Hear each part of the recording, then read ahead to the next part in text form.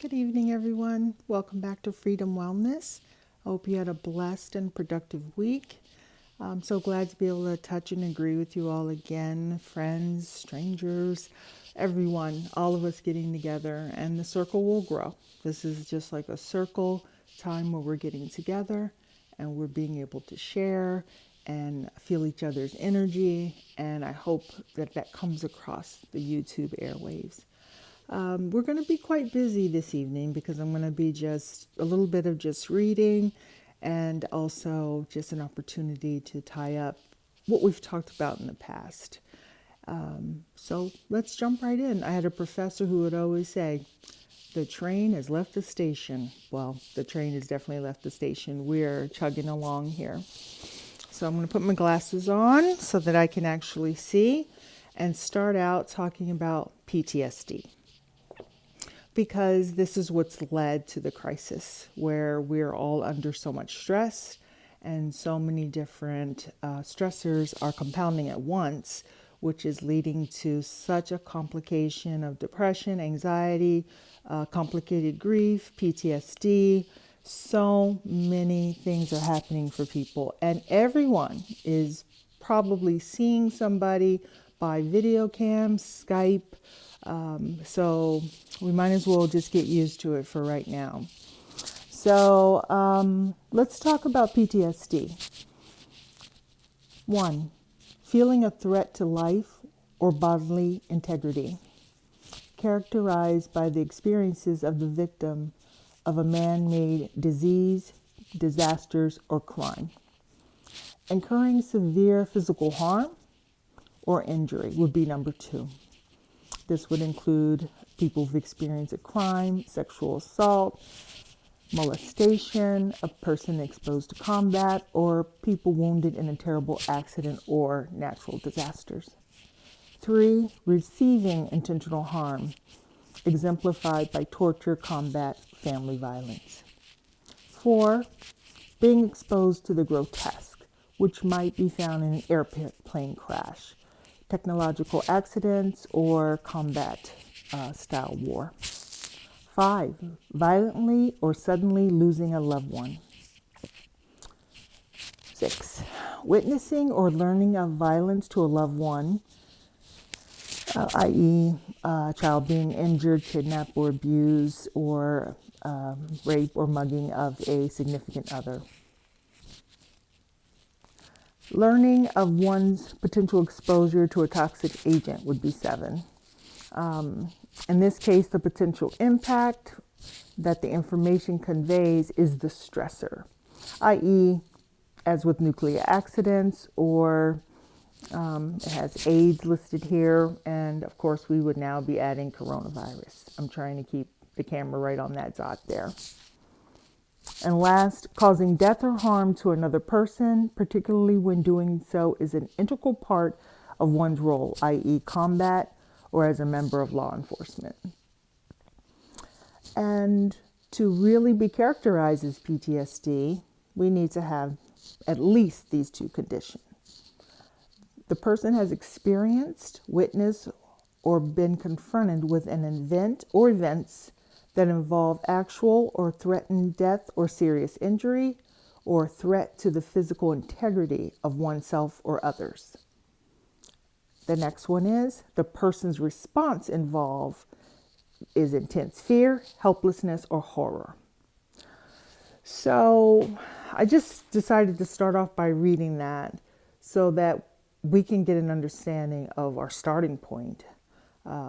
Because we all obviously have been exposed to several of those stressors, certainly more. So we all need help right now.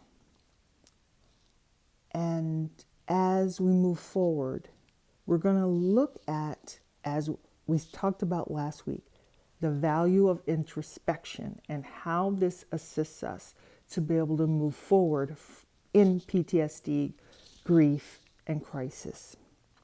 Some of these, I would say, interventions that we're going to talk about, they can be very, very difficult to do, especially in the setting that we're doing it in. It's different if we're having a circle and one person goes after another, and each person has an equal investment in being shamed or embarrassed. So at that point, it's a lot easier. Someone next to you is shared, and then the next person is shared. So when it comes to your turn, it might be a little bit easier to share, right? But in this environment, we're not seeing another person. I haven't started doing any live stream or anything like that because I haven't been led to do that. So you're there, whether you're with a friend or alone, but it's difficult. So when we utilize silence, when we utilize the introspective time, as we did last time, it's very awkward. So I know it was very hard to have what's considered dead air time, especially in a YouTube situation, but we will have it in this situation, okay? And the only thing I would ask is, while we have that silence and that introspection, is that if you're able to, really try to work through the exercise of saying the questions that have been posed, because I'm doing it too. That's why I'm taking a certain amount of time to wait, because I'm actually answering the question myself, or really thinking about the experience, or trying to find the trigger of the PTSD response that has reoccurred in another situation when the event may have been years and years past. Now here we are experiencing a re-traumatization response. So I am not a therapist. I am a nurse. I'm master's prepared. My master's is in community health nursing, wellness, and health promotion, disease prevention. And so this is within the realm of what I feel comfortable doing. If somebody feels like harming themselves, or they feel depressed, or are not getting sleep to the point that they're considerably having difficulty getting through the events of their day, please, please, please get professional help in your particular location as soon as possible. This will not substitute anything like that. What I'm doing is basically support. This would be like a support group. If you need treatment, please seek that out. Also, I say this every week, and I will continue to do so as long as I'm doing this show on the channel, is if this channel does not resonate with you, please find a wellness channel. I last week looked up several. I just tapped wellness in, and just one after another came on my feed. Everyone in this field has realized what's happening and how it's impacting. I saw an article today where the next expectation is that there's going to be a considerable increase in depression and PTSD responses after a year of a sustained stress, being under quarantine, some level of quarantine, in your whole country and world in some particular way. So that's a tremendous stress on its own, much less the political events that have gone on and all the different kinds of social changes and social unrest that's going on. All these are stressors. No one can get away from them. You know, no more being able to say, hey, it doesn't affect me, so I don't care. None of that matters, okay? This is affecting everyone. So I'm just trying to do my very small part in being a support. And that's what I feel like I was called to do.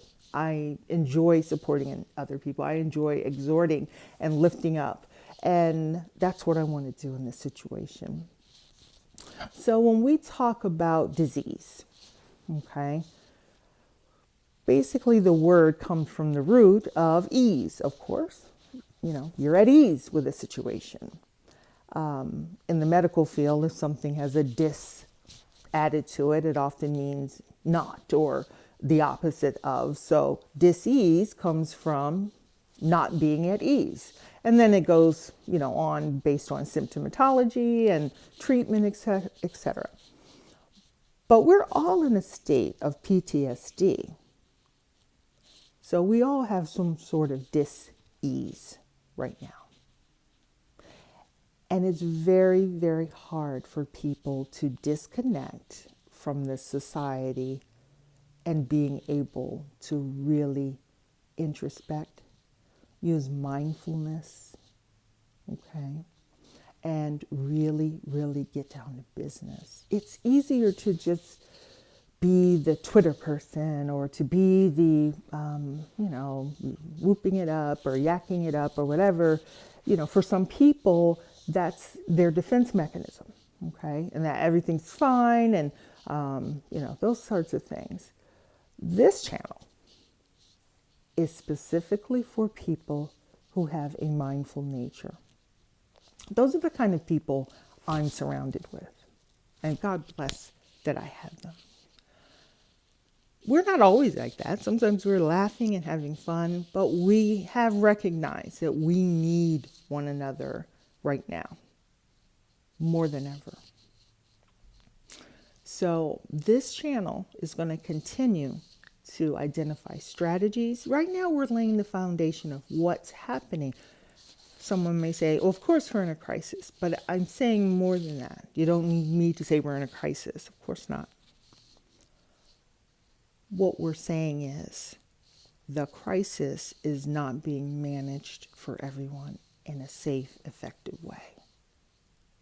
Okay, drinking more, sexing more, using cocaine, more marijuana, legal or not, more tobacco, more food, whatever the maladaptive coping skill is not an effective way because it's not relieving the stress. Temporarily, it may relieve stress, but it isn't giving us coping skills that don't rely on outside resources.